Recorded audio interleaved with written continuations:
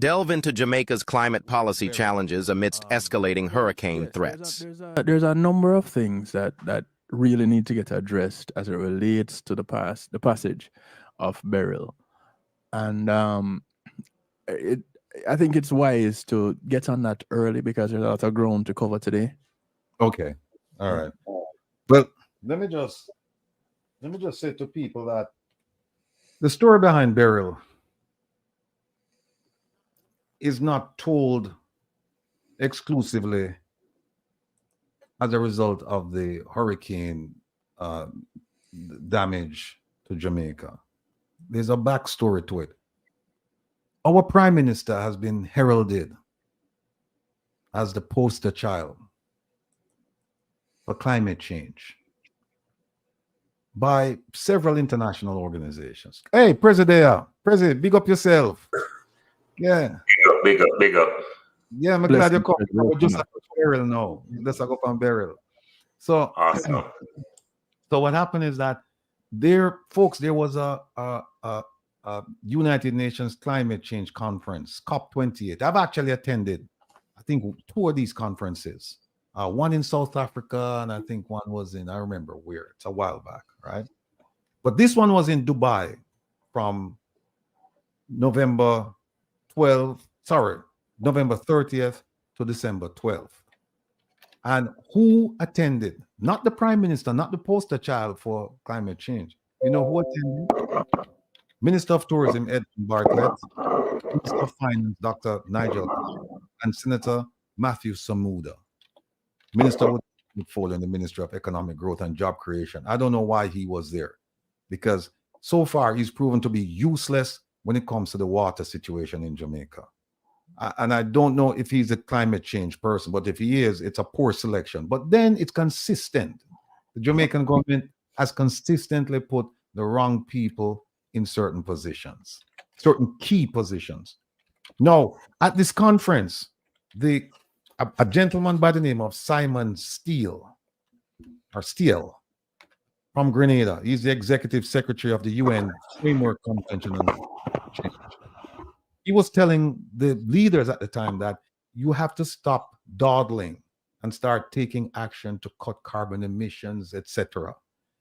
Then he said, we're now at the point where we're all on the front line. Yet most governments are still strolling when they need to be sprinting. And the Jamaican government is doing neither. He didn't say this, I'm just saying it. The Jamaican government is doing neither, it is crawling. Now, there was a US $764 million resilience and sustainability facility arrangement approved by the IMF in March of last year. And it's a quote, to support reforms to strengthen Jamaica's physical and fiscal resilience to climate change, advance decarbonization of the economy, and manage transition risk. And yet still, the government is not taking sufficient action on that initiative. Here's why.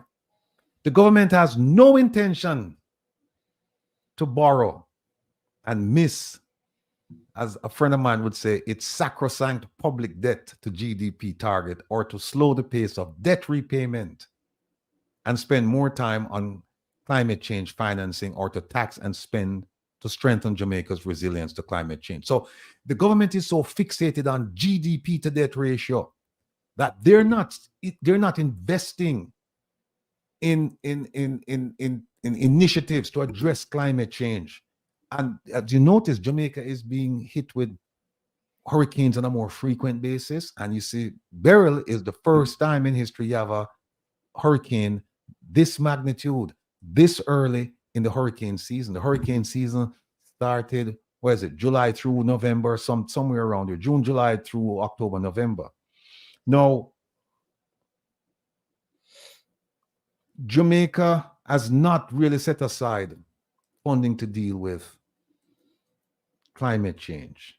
They'll tell you that they have tranches, they have different tranches of financing to deal with it. And we're going to get to the cherry on the top, which is the cat bond. We're going to get to that.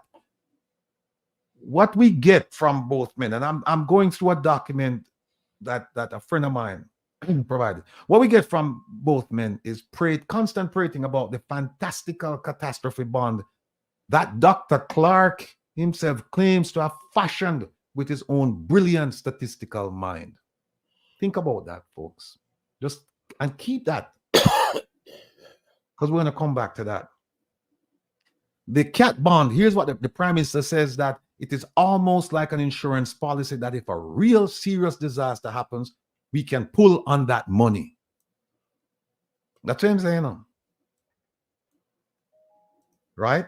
But what the Prime Minister didn't tell people, or probably, you know, was unaware of, is that a Category 5 hurricane, the eye passing over Jamaica, 150 million, 185 million will not be able to restore Jamaica to normalcy. Maybe 185 will fix one parish, right? But they're so caught up with this paying off their debt and the GDP to debt ratio that they have ignored initiatives to address climate change and the fact that Jamaica is so exposed. They've just completely forgot about that. Now, this coverage that they have, and we'll get into it in more detail, but I just want to like abbreviate it so we can bring the panel in.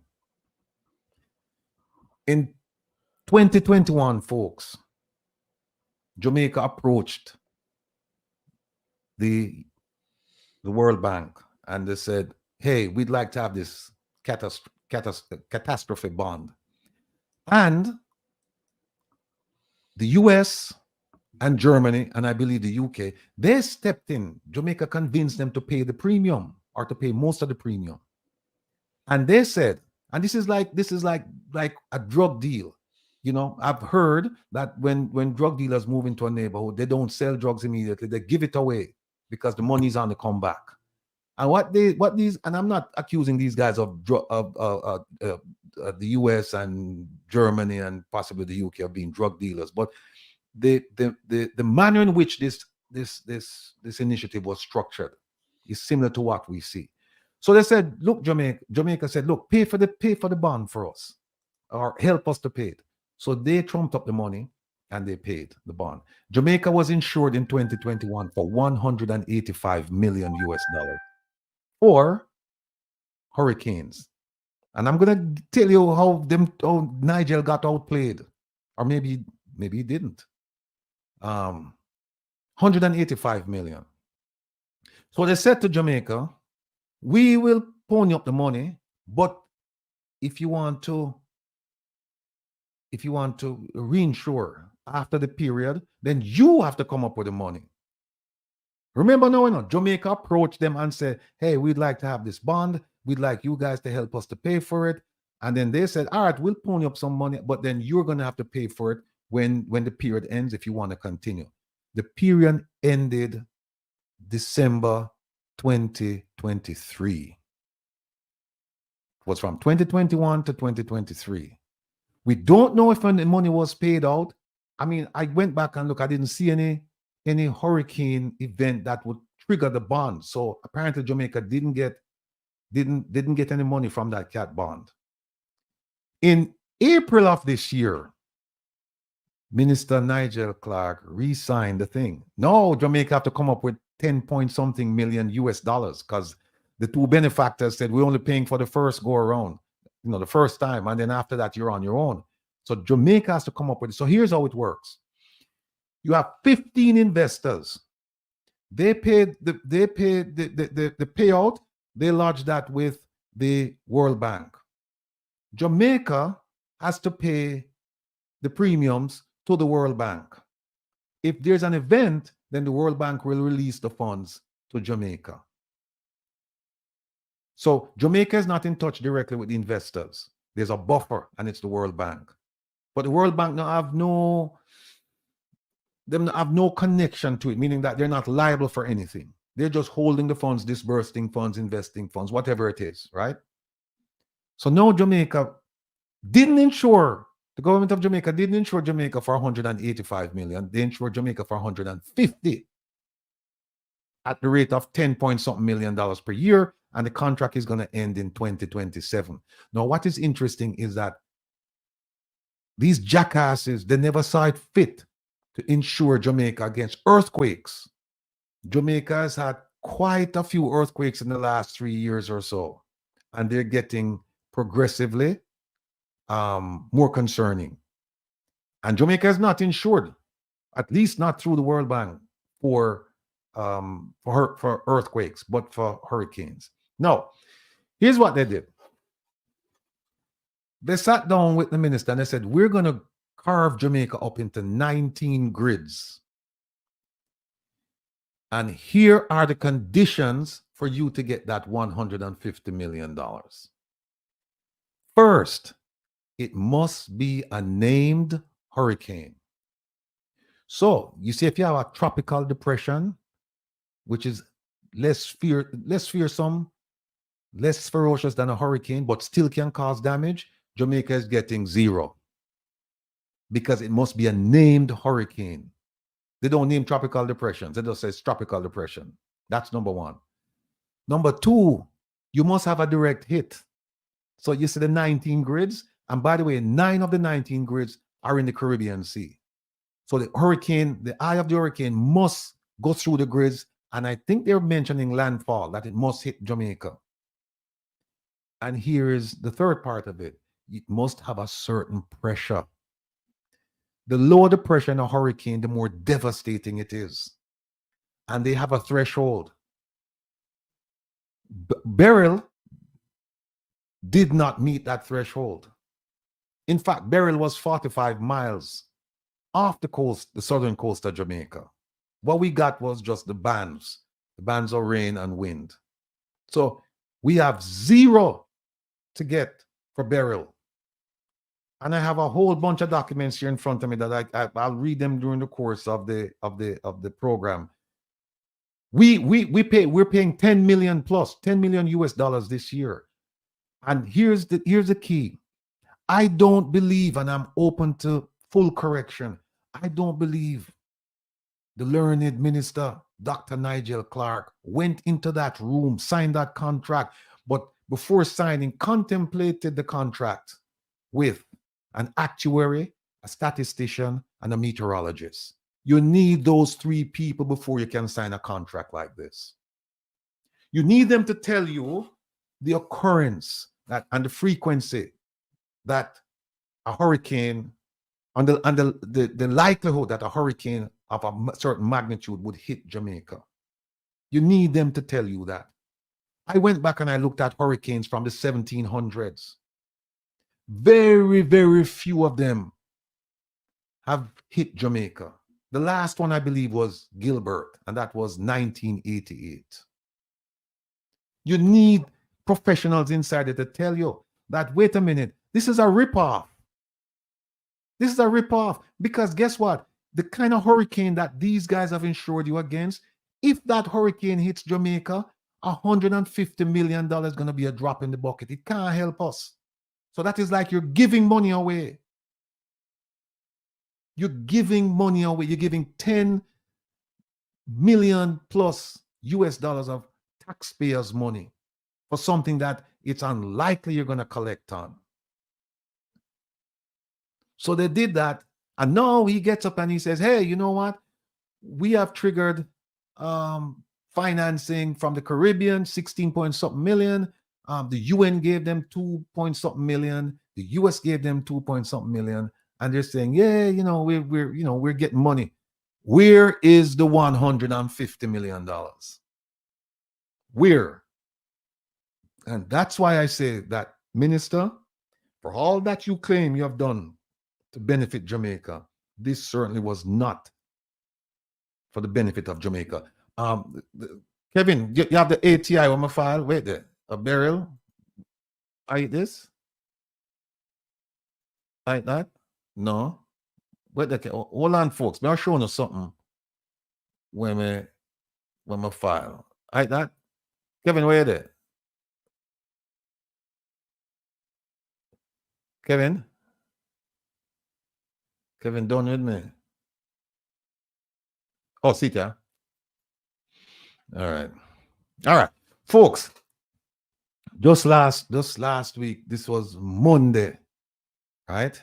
I sat down at my computer and I said, you know what? I'm going to do an ATI now because I want to know about this hurricane and this money. And here is what we came up with.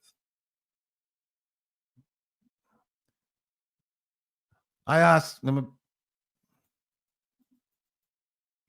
here it is.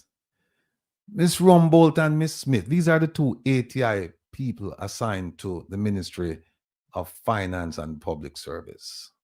I said, good afternoon, hope all is well.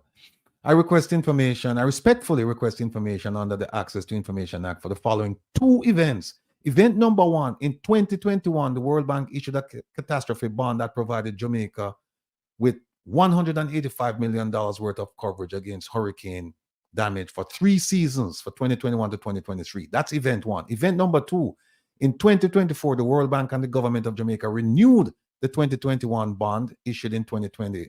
Yeah, renewed the 2021 bond. However, it was renewed for a reduced amount of $150 million for 4 seasons now, from 2024 to 2027. Here are the questions I ask. 1, please provide a copy of the executed CAT bond agreement. 2, who signed this agreement on behalf of the government of Jamaica? 3, was the World Bank or any other entity or individual paid to manage the CAT bond? Because remember, they're investing this money. So we need to know if there's a management fee and who's the manager. If yes, who was paid and how much was paid? Number 5, did the government of Jamaica employ the services of experts such as statisticians, meteorologists, and attorneys to provide guidance regarding the terms and conditions of the CAT bond? 6, how many investors were involved in this bond arrangement? 7, who were the investors? 8, were the investors vetted? 9, if yes, by whom? 10, was there public notification of the issuance of the bond? Meaning, was it advertised to the public so that everybody could participate? 11, was the bond process open to investors in Jamaica and or the diaspora? 12, were commissions paid? If yes, what type of commission, to whom, by whom, the dates paid and the amounts paid? 13, what were the triggering provisions of the CAT bond that would result in a payout for hurricane damage? 14, was the 185 million CAT bond coverage for only one qualifying hurricane event during each hurricane season, or for every qualifying hurricane event during the entire period? This is important, people. We want to know if the insurance is for one event. That it might have said we'll only pay up to 150 or 185. This was the first one for one hurricane, or is it going to be for one hurricane season, or is it going to be for the contract period for 4 years? We don't know. During the CAT bond period, did Jamaica suffer any hurricane damage? If yes, did the damage trigger payment under the CAT bond? If yes, how much did the government receive under the CAT bond? If there was hurricane damage and payments were made under the CAT bond, how did the government disburse the funds to address the damage? We're talking about accountability here now. If they collected money, how was the money spent? How much did the government pay in premium and associated costs per year for 2021, 2022, and 2023? Now, remember I said to you that the US and Germany, and I believe the UK, jumped in and paid some of the premiums. Not sure if they paid all the premiums. Was the bond premium or associated costs subsidized by any country? Now we know that it was subsidized by the US, Germany, and possibly the US. Did the government seek a CAT bond for earthquake coverage? And if not, why not? 23 questions for the 2021 contract. Now, the 2024 contract that is signed in April of this year. First question, give me a copy of it. Second question, why did you reduce the coverage from 185 to 150? Third, is the World Bank being paid or anybody being paid to manage the bond? 4, who signed the agreement on behalf of the government? 5, was the bond advertised? If yes, what was the mode of advertising? 7, how many individuals have invested in the CAT bond? We now know there are 15 people and or institutions. 8, are any of the investors Jamaicans or diasporans? 9, is there any connection, familial or otherwise, between the investors and any government employee? Because we want to know if there's corruption. We want to know if money are passed under the table.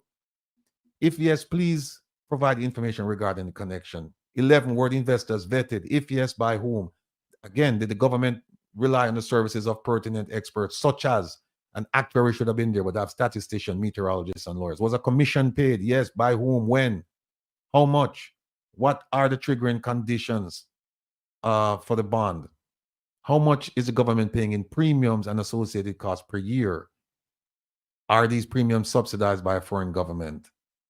Given the extensive damage caused by Hurricane Beryl, will the government of Jamaica make a claim under the CAT bond agreement? Now we know no. Now look at number 20. It has been reported, and a dear friend of mine who's immersed in this subject gave me this information. It has been reported that the risk multiple, it's a term of art, risk multiple formula for the CAT bond will only result in a payout of $35 for every $100 that the government pays in premium. Think about that. So I'm asking the government of Jamaica, is this true? 21, did the government obtain a CAT bond for earthquake damage? If not, why not? Right? And then they responded. I think they responded. Oh, they responded. When they responded the next day. Right, Kevin? I think so. When did I send it? Yeah, I sent it July 8th, and July 9th, they responded and they said, look, Mr. Rattigan, we have this thing, and we are going to try to get it to you in accordance with Section 7 of the ATI Act. Section 7, I think it says that they have to give me the information within 30 days. So, and this was sent to me by Sashika Martin, assigned Senior Secretary, Information Management Branch. Well, Miss Martin, if you're watching the program, or if a relative or a friend watching, please convey to her that I thank her for her expeditious response, and I look forward to receiving answers to all the questions I posed. So there we have it. Now we have some other things to talk about this thing here. But what I'd like to do is I'd like to take the conversation in a different direction now. Mr. President was in Jamaica. ISAT was in Jamaica when this hurricane hit Jamaica, particularly the southern parishes. Let me start with Mr. President, because we haven't heard from him. I thought, I don't know, I was praying for you, my brother, that you didn't get blown away, because I knew you were in my parish, St. Elizabeth, right? And I said, man, God go with him, because I'm getting very, very bad. In fact, we have some pictures here. I'm getting very, very bad news about the devastation. There we go, Kevin. Here, but look at people before President talk. Look on some of them pictures that come out of Jamaica. Watch out. Look on that.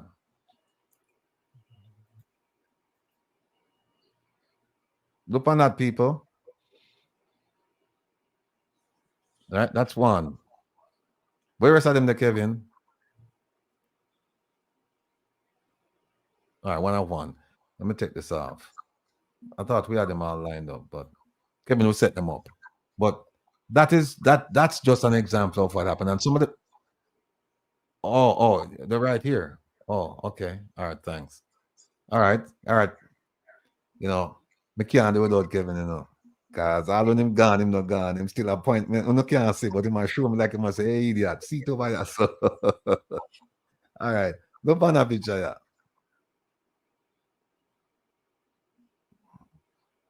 Right. Let's see what else. Here's another one. Thing dropped down off of the light post. Here's another one.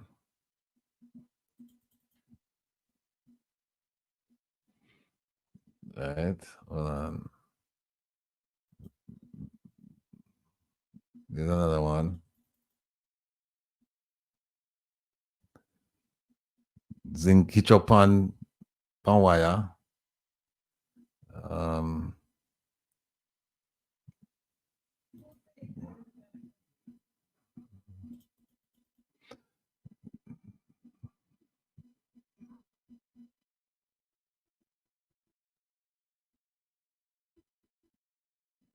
That won't be inhabited for a while.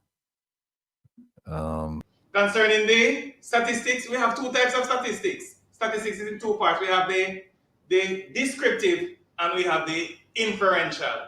you're going to come to a conclusion based on the information that you have. Now, as it pertains to the entire thing, I think that the best statistics device to use is hypothesis testing. And of course, the details of that, maybe you're not privy to, but I also need what we have, what we call descriptive statistics. I need to have a lot of information.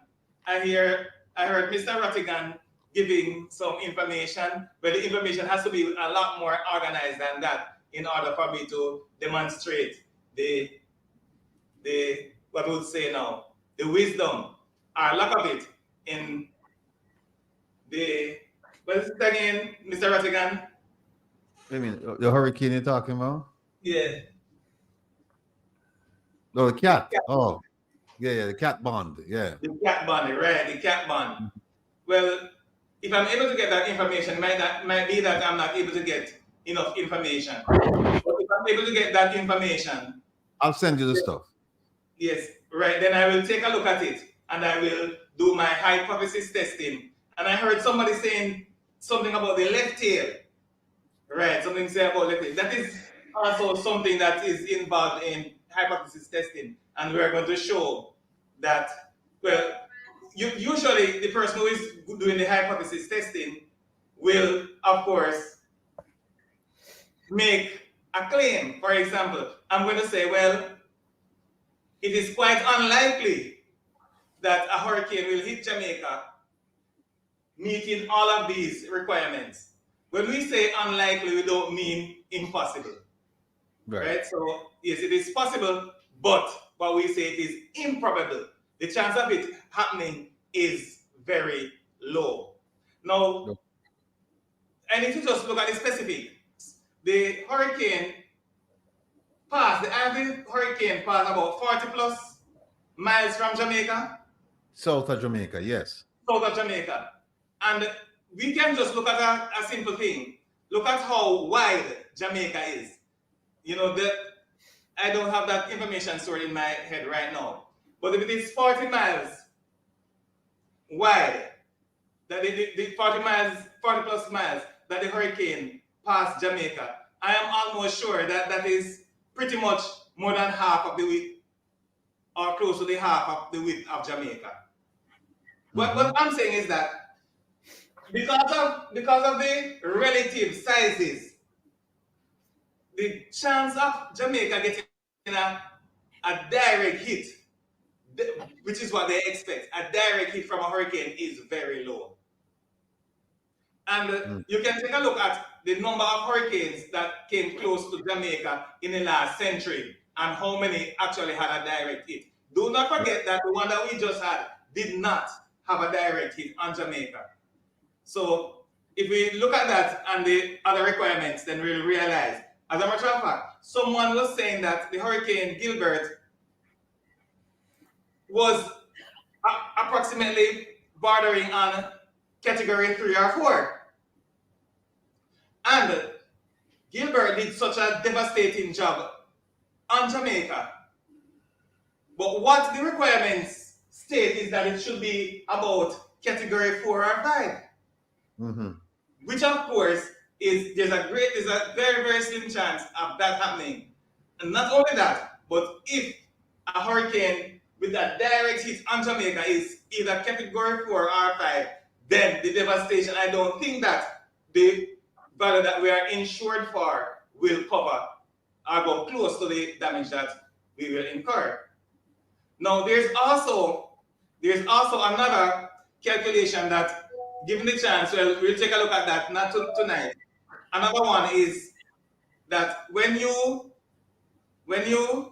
take a bond like that, it is similar to playing a game, right? And it is a better way of saying gambling, right? So we have calculations for playing a game and what is fair game and what the amount of money should be paid for insurance for a certain amount of money for it to be fair game. We'll take a look at that also. So that is another calculation that must be made in order that whatever the government decided to do concerning the insurance of Jamaica or taking that bad. You know what, Richard? Here's another. Yes. Let's stop here for a quick second. I'm looking at some stats here, right? Yes. And it says Hurricane Gilbert that hit Jamaica on September 12, 1988. 1988. It was the strongest tropical cyclone on record to make landfall in Jamaica. And it came ashore as a category 3. All right. And 45 people dead. 45 people dead and $700 million worth of damage. Now, you heard what the minister said. He said it has to be a category 4 or 5. 4 to 5, yes. So on record, Ratty, Jamaica has never been hit by a category 4 or 5. Directly, we have never been hit directly by a category 4 or 5. So when you look back at from the time hurricanes have been recorded till now, that is the reason why the insurance policy made that statement, because in terms of probability, it's a very, very, very, very, very low probability. And as Mr. James said, when you look at the damage at category 3, the payout is going to be inconsequential to the type of damage that was done. Yeah, because I'm looking at hurricanes going back to 1712, and from 1712 to 2024, and they're saying that where is it? 1988. They're saying that Hurricane Gilbert was the strongest. And it was not category 4. And it was a category 3. Right. And our world-class finance minister insured Jamaica, and you heard it out of his own mouth. He insured Jamaica for a category 4 or 5. Right. For 155 million. Now, a category 3 did 700 million worth of damage to Jamaica. And you go insure Jamaica for 150 million, and you take all these conditions, and you know paying premiums totaling 10 point something million a year. It's not a good deal. What I really like about this, Mr. Rattigan, what you're doing is something that I was saying for the longest time. Whenever politicians or anyone else try to justify a move that they have made, and they try to use numbers that some expert should take it to the people and demonstrate to the people the tautology, which is the truthfulness of it, or the fallacy, which is how stupid the move is. So if by doing so, the people will be fully aware and well educated on the matter of these people who have been making the decision for us. Have they been doing the right thing? Are they acting in our best interest? What is their reason? What is the motive? What are the consequences? And of course, when they use number, we have numbers. We can manipulate. They can manipulate the numbers, but we can demonstrate using numbers whether they have done the right thing or not. And that is something that I've attempted to do for years, and I'm very happy that you are doing that now. I'm going to send you all the information. Actually, I have two things I'd like you to do. I'd like you to look at the Integrity Commission's thing. I'll send that to you as well. And then also this hurricane thing, because our people, they need to understand that just because somebody says Jamaica is insured for $150 million worth of damage caused by hurricane, they think that, okay, if there's any damage, yeah, we're covered. No, we're not. Because just like any insurance policy, you have your conditions and your terms. And if you don't meet them, you will not get a payout. And in this case, I suspect that Jamaica is not going to have a category 4 or 5 hurricane pass over Jamaica. Yeah. However, Gilbert was category 4 though, yeah? I beg your pardon? It was category 4. What was category 4? Gilbert. It says high in category 3. I'm looking at right here. It hit me. I was alive. I was there. It was category 4, and it was really bad. Okay. Well, here they're saying it was the only direct hit that we ever had as well. So Gilbert was wild. Gilbert. It's saying right here, the strongest tropical cyclone on record to make landfall in Jamaica, impacting as a high-end Category 3. That's where we see, and this is coming from Wikipedia list of Jamaica hurricanes. All right. Another thing. Again, Mr. Rattigan. Now, for what I can remember from what was said, and I think that I saw it on the screen also, that in defining a storm as category such and such, then they have to look at the atmospheric pressure. Yes. Right. So then, even if it is high-end Category 3 or low-end Category 4, then what will the decision be made on is not how we define it as Category 3 or 4, but the actual value of the pressure that they have there. But we are saying that given that pressure, it is going to be required a storm Category 4 or above. And we are saying that, and there's a little toss between Gilbert being a Category 3 or Category 4. But at the end of the day, we cannot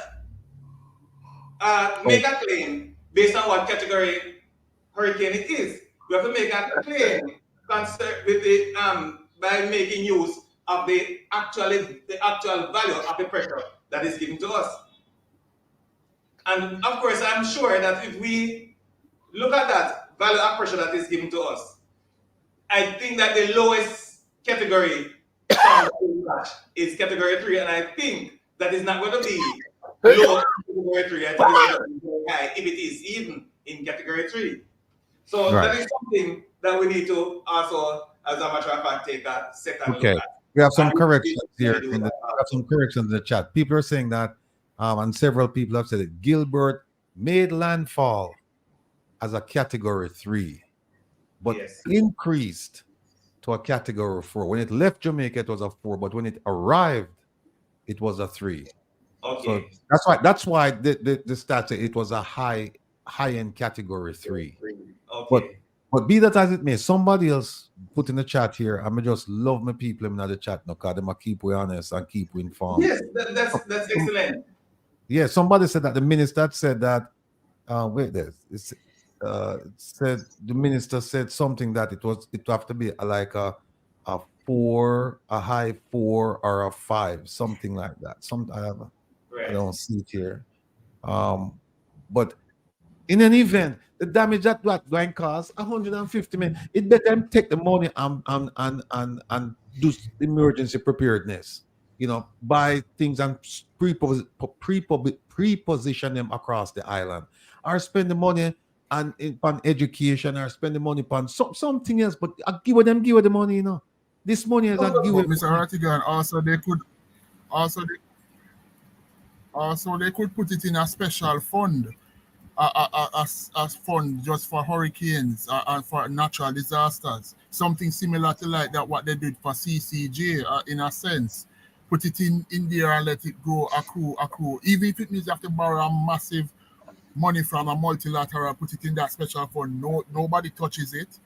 And when the natural disaster comes, you can draw on it. But I don't know I don't know if these people are thinking or the persons are qualified. See, Jamaica, geographically and geopolitically, is a significant country to the United States and to other world powers. Jamaica sits at the entrance to Latin America and the rest of the Caribbean, coming from north, right? Jamaica is so important on so many levels that should a hurricane 5, 6, 10 hit Jamaica, international aid will come pouring into the country. Of course, one of the politicians will be there, the ones who are alive, are the ones who they will leave and they'll come back. They'll fly to Miami or someplace and come back when they can and start the chopping. But Jamaica will not, these countries will not make Jamaica suffer. So they didn't have to buy this bond. They did not have to buy this bond. Already, you see what happened. Everybody knows that Jamaica have this bond, but the UN gave 2.5 million. The US gave some money, and I'm sure the EU and other countries and organizations, they're going to provide funding. Jamaica will rise from the ashes. This money here is a giveaway money. This 10 point something this 10 point something $million giveaway, people, and we need to get some answers from the minister, because what we need to do is rescind this contract we signed. We need to rescind it and take the money and do something else. Or as like you said, Durban, money in our fund and deal with it from there. And buy instead of beg the diaspora, take the money and buy the equipment and the goods and all that stuff you need and pre-position it across the island. And then also you must have a manageable and a realistic plan to deal with these disasters. It can't be willy-nilly where you come out and tell the world, oh, we're prepared. Boom, hurricane passed through, you're not prepared. This is nonsense, man. Nonsense. Continue, Mr. James. Okay. There's a sweetheart deal then. Okay. All right. So that's pretty much until we have all of the data to put together. Then that's pretty much it for the presentation concerning the hurricane and the cat ban. You know, I want to hear some numbers. Like I said, I'll forward some numbers to you because I'm not pleased with what I'm seeing coming out of the Integrity Commission, and I'm not good with maths, and so I will leave that to you so you can look at it and just tell me, you know, what's going on here, because my elementary understanding of arithmetic, and that's what it is. It's arithmetic. You just add and divide or add and subtract, and when I go through with it, the numbers just not making any sense to me. So I'm wondering if it's me or it's them. So no, it's serious, because I was just looking at the information. I'm not really settled down paying serious attention to it, but I was just looking at the information and just glancing at it, we saw, like, for example, the number, the ones that you said that this is the one that is your favorite and that's the one that is your favorite. And you're right. choosing that based on the, not necessarily proportion, but the size, the number of the ones available and the number of matters that are looked into. Right. And sometimes I see something like 1%. See? Something like 1%. People, statistics. Let me just give you an example. If you say that, for example, at present, Mark Golden is leading Andrew Holness in the polls, and you know some people might not give an opinion, and you see something like this. One is at 48%, and the other one is at 45%. Of course, you can see that there's a difference between the two numbers. So while this is representative of a numerical difference, it is not representative of a statistical difference.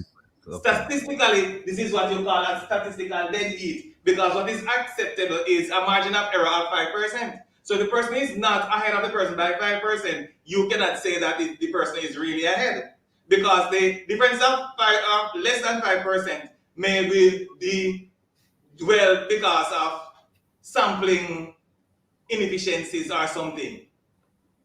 So the person has to be 5 percentage points or more ahead for you to say that the person is actually ahead. So if you look at something and you see that only 1% of the entire number is being investigated, it's equivalent to not doing anything at all. Exactly. And that's why I'm saying that if I'm committing corruption in Jamaica, those are the groups. That's where I'm going, because they're not looking at those groups. Right. The chance that you'll be detected the chance that you'll be detected under 5%, of which everyone that I calculated, I think maybe with the exception of 1 or 2, the most of them were under 5%. That means the chance of you being detected in any one of those is really, really, really very, very, very low. Man, I'm telling you. Well, one thing you gotta keep in mind, when you apply AI software to this situation, AI software becomes more predictable as to when something is going to happen. I know they say that the National Hurricane Center uses a concept called the hurricane return period. It quantifies how often a hurricane can be expected to pass within 50 nautical miles of a specific location, right? So that's what they use to work out a return to the area of Jamaica has not had a return since 1988. And I think this one passed within 45 miles now. So this is probably the first one in a long time to pass within that 50 nautical mile Another measurement. You And say? it's sorry, But and Mr. Herb, on that very same point, on that very same, what, hold on there, Sir James, I just want to add something here. A part of my model when I used to be did my law degree was insurance law, and there's an aspect of it that that speaks on the more there's a what I call it, a frequency for a major event to happen, the higher the premium. So my question is now, from the finance minister, were we paying on the higher premium or the lower end of the premium? So that is another question he has to answer. It may kind of sound like it kind of off a little, but it's worth asking to get further answers on it. That's a very good question. Also, another good question is, will there be maybe the next, what do you call it, the next cycle of the insurance? Any adjustment to the requirements and any adjustment to the amount that has to be paid because burial showed Jamaica to be at risk.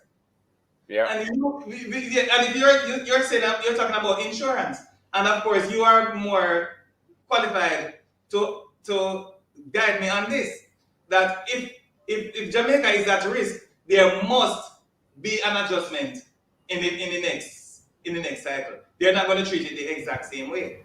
Yeah, there has to be an adjustment, but as it depends on the statistics, the statistical chance of an event like a hurricane to hit Jamaica. And from what we have seen so far, it is kind of, we could say once in about every 30, 40 years. Right. Because the last major one was Gilbert that walked across us, and nearly 40 years later we have Beryl, which came very close. It could have marched over Jamaica, but for some divine hand, the hurricane never marched across Jamaica. So we could use that as a barometer point to say once in X number of years. Exactly. And then you can do your premium from there. But as I said before, the finance minister has messed up because he did not work with the professionals with him. And as I said, from The Richest Man in Babylon, that book is a damn good book, which speaks about your mastermind group. You are not halfway with that. So as Mr. Rattigan said, you walk with the meteorologist, you walk with the actuary, you walk with the statistician, you walk with those people. Because when you're going into rooms like that with these multilateral people, you're literally going to war. And you need to have these experts to guide you in order to make the best deal.